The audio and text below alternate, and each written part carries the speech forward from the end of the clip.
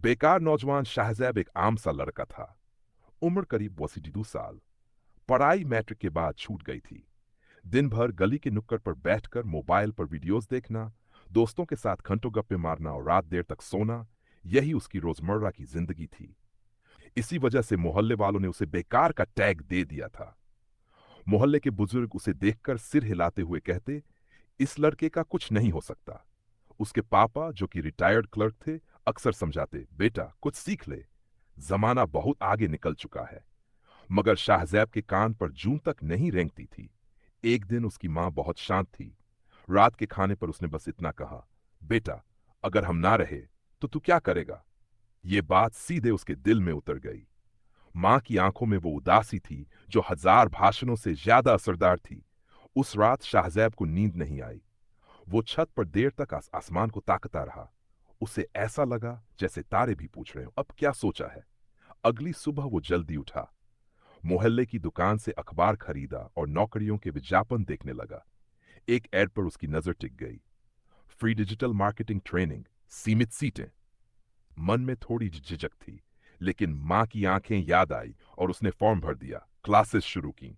शुरुआत में कुछ समझ नहीं आया, लेकिन उसने ठान लिया था, अब जिंदगी बदलनी ही है। मोहल्ले के दोस्त मजाक उड़ाते थे, अब तू ऑनलाइन काम करेगा, करोड़ों कमा लेगा क्या। शाहजैब सिर्फ मुस्कुरा देता। अब इन बातों से उसे कोई फर्क नहीं पड़ता था। वो दिन में ट्रेनिंग लेता, रात को यूट्यूब से सीखता और सुबह तक प्रैक्टिस करता। उसने शुरू में छोटे मोटे प्रोजेक्ट्स फ्री में करना शुरू किए। धीरे धीरे वो फ्रीलांसिंग की दुनिया में घुस गया। 3 महीने बाद एक क्लाइंट को उसका काम पसंद आया और उसने $85 का पहला ऑर्डर दिया। जब पैसे उसके अकाउंट में आए, उसकी आंखों में आंसू थे। ये सिर्फ $85, ये उसकी मेहनत का पहला फल था। इसके बाद काम बढ़ता गया।